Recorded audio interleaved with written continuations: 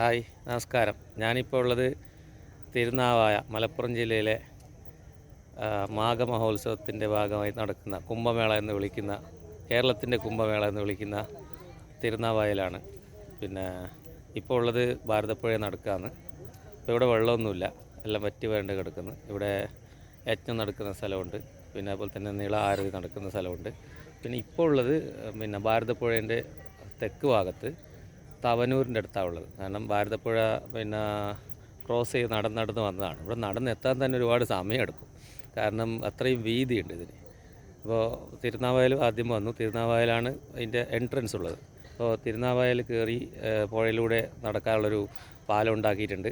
അതിലൂടെ കയറി വന്നാലാണ് നീള ആരതിയും പിന്നെ അവിടെ ഇരിപ്പിടവും പിന്നെ ഒരുപാട് സ്ഥലങ്ങളൊക്കെ വിശാലമായിട്ടുള്ള ഭാഗമുള്ളത്. അപ്പോൾ അത് കഴിഞ്ഞിട്ട് പിന്നെ നമുക്ക് ഈ പുഴ കൂടി നടന്ന് ഇപ്പുറത്ത് തവനൂർ ഭാഗത്തേക്ക് വരാം. അപ്പോൾ തവനൂർ ഭാഗത്ത് വന്നു കഴിഞ്ഞാൽ ഇവിടെയും കുറേ ഇതുപോലെ സജ്ജീകരണങ്ങളൊക്കെ ചെയ്തു വെച്ചിട്ടുണ്ട്. ഇവിടെ 2 ക്ഷേത്രമുണ്ട്. അങ്ങനെ 3 ക്ഷേത്രം കൂടുന്ന സ്ഥലത്താണ് ഈ ഉത്സവം നടത്തുന്നത്. പക്ഷേ ഈ അക്കരയിൽ നിന്ന് ഇക്കരയിലേക്ക് എത്തുന്നത് വലിയ ടാസ്ക്കാണ്. കാരണം നമ്മൾ ഈ പുഴ എന്നെല്ലാം പറയുമ്പോൾ നമ്മുടെ നാട്ടിലെ ചെറിയ പുഴ ഒക്കെ ക്രോസ് ചെയ്ത് വരാൻ നമുക്ക് ഭയങ്കര എളുപ്പമായിരിക്കും. പക്ഷേ ഈ ഭാരതപ്പുഴ ഇത്രയും വീതി ഉണ്ട് എന്നുള്ളത് ഇത് നടന്ന് കഴിയുമ്പോഴേ അറിയും. കാരണം 1.5 കിലോമീറ്റർ വീതിയുണ്ട് ഇതിന്, അല്ലെങ്കിൽ അതിനേക്കാൾ കൂടുതൽ വീതിയുണ്ട്. അപ്പോൾ മാത്രമല്ല, ഇതിൽ വെള്ളം ഒഴുകുന്ന ഏതെങ്കിലും ഒരു കരയിലായിരിക്കും. ഇപ്പോൾ നിലവിൽ തിരുനാവായൻ്റെ ആ ഭാഗത്താണ്, അതായത് ബലിതർപ്പണമൊക്കെ നടക്കുന്ന ആ ഭാഗത്താണ് ശരിക്കും വെള്ളമൊഴുക്കും ആഴമൊക്കെ ഉള്ളത്. പക്ഷേ ബാക്കിയുള്ള ഭാഗമെല്ലാം മൺതിട്ടകളാണ്. പക്ഷേ മഴക്കാലത്ത് ഇവിടെ എല്ലാം വെള്ളം വരും, ഫുള്ള് വെള്ളം നിറയും, നല്ല ഒഴുക്കുമായിരിക്കും. പക്ഷേ അല്ലാത്ത സമയത്ത് നമുക്ക് ഈ പുഴ ക്രോസ് ചെയ്ത് വരാം. പല സ്ഥലത്തും വെള്ളം ബ്രേക്ക് ചെയ്ത് പോകുന്നുണ്ട്, അതായത് വെള്ളം ബ്ലോക്കായി നിൽക്കുന്നുണ്ട്, കണ്ടിന്യൂസ് ആയിട്ട് എവിടെ ഒഴുകുന്നില്ല.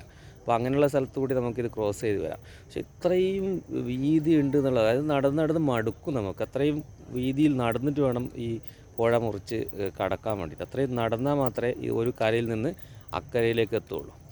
ഓക്കെ, അപ്പോൾ ഇവിടെ കുറച്ച് കാര്യങ്ങളുണ്ട്. ഇതിങ്ങനെ തിരിഞ്ഞ് ഇപ്പോൾ ലൈറ്റിൻ്റെ പ്രശ്നം കാരണം എല്ലാം കാണൂല. ഇതിപ്പോൾ തവനൂർ ഭാഗത്തെ കുറച്ച് കാര്യങ്ങളാണ്. ഇവിടെ എല്ലാം വിജനമായിട്ടുണ്ട്, കാരണം ആളുകളെല്ലാം പോയി. ഒരു 10 മണിയോടുകൂടി ഇവിടെ മൊത്തം കാലിയാവും.